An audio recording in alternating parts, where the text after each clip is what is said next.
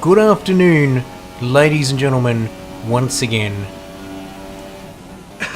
Oh, sorry about that, guys. Hello and welcome to the PRL highlight reel from Monza in Italy. And as we take a look at my qualifying highlights now, my one and only qualifying run, and I continue my 2-week-long tradition of crashing out in qualifying as we look at that onto the AstroTurf, onto the gravel, and bang! And that was the end of our qualifying session as we take a look at the replay onto the AstroTurf, trying to correct the car, then trying to go the other way again, and heading straight to the scene of the accident after that. And Kidbyers was not a happy boy, not wanting to talk to the cameras, talk to the media, no cameras, visor down. But the one advantage of crashing out in qualifying, apart from starting outside the top 10 and getting fresh soft tyres to begin the race with, was watching this stunning qualifying lap from one of our favourites, HSV, and he was chasing down Dregler's pole position. Dregler had set a 121.277 and Force Wan was 121.317 as HSV comes across the line. And does he get it? Yes, he does. Pole position for HSV with a 121.173. And with no time remaining in the session, that was good enough for him to have pole position. As we take a look at the final qualifying results, HSV getting pole position just from Dregler. Look how close that is. 1/10, a bit over a tenth between the top three as we go down the list. And the rest of them on your list there. Kidbyers, yours truly in 16th, not setting a time along with Maznat and Starry 91. But he will be looking to start on fresh soft tyres. Do the reverse strategy, you might call it, and go from the softs to the super softs.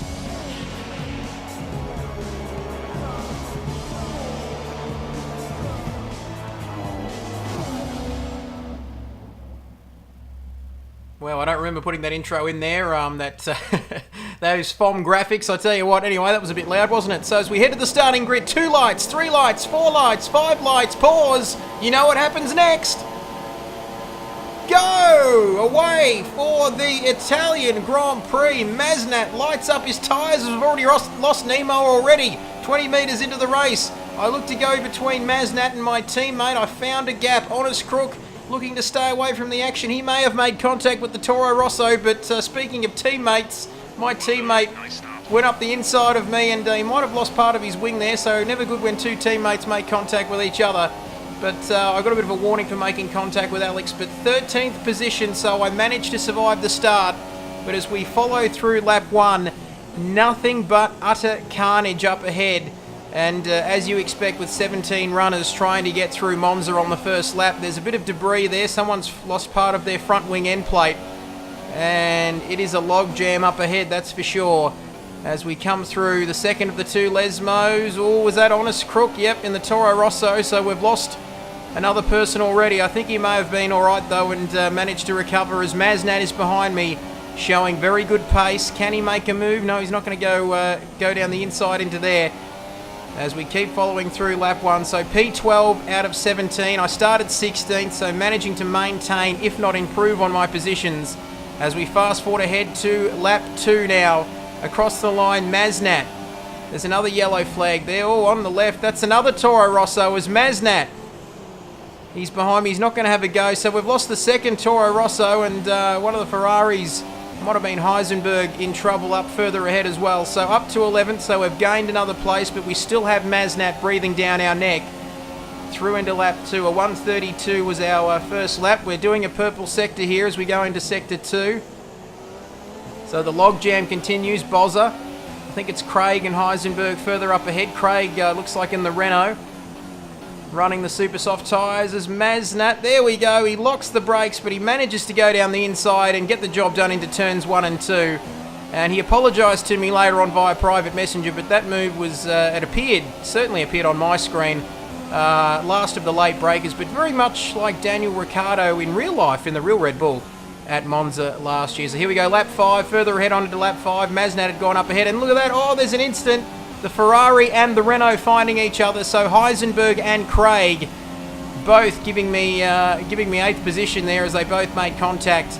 and went off. So green lap there. So lap 17, I managed to take the lead, but Dregler was breathing down my neck. So I led the race for about 3 or 4 laps before the leaders went through, and I came in to make my one and only stop from the soft tyres to the super soft tyres. So into the pits we go. Softs come off, super softs go on. What's the time?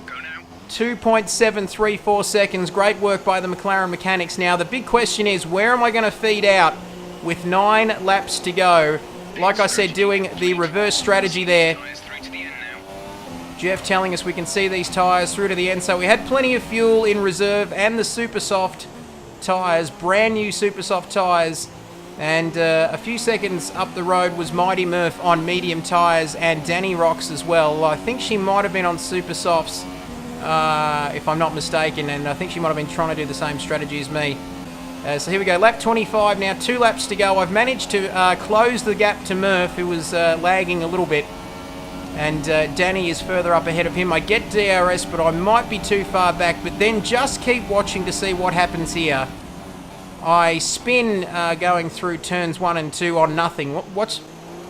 Bang, there we go. The hand goes up. There's debris on the track there. Now, honestly, we'll take a look at the replay. I'm not sure what I've hit there. We'll take a look at quickly look at the replay. Here we go. So look at this. So nothing around me, and bang. Maybe it was the spirit of Danny Kvyat coming at me like a torpedo. But anyway, so that prevented me from catching Murph and Danny on the track. But as it turned out, Mighty Murph did have a penalty, which elevated me up to 6th place. And Danny was on the soft tyres correction there. You can see in the top left-hand corner of your screen. So she went through for 5th place. Great result for her. And a good result. Great recovery drive from Kidbyers there. Yours truly, 16th to 6th. So not a bad result. No penalties, no collisions, no damage, no nothing. And managing to stay out of trouble. As we take a look, it's not often you see this. Elmer Jacko crossing the line. He had a disastrous race to finish 8th. And he's got the hand up. He's shaking the fist, but I don't think he'll be too happy with that. And 8th position is a very foreign one for him. As we take a look at the podium then, Dregler in P1, Force Wan, good to see the Haas up in P2. And everybody's favourite Tasmanian, Kart Dude, in 3rd in the Force India as we get ready to spray the champagne at Monza. One of the most famous podiums in Formula 1, and Dregler continues his good form. And that's going to be very interesting to see where that puts us for the championship as well, given that he's gained a chunk of points on Jacko.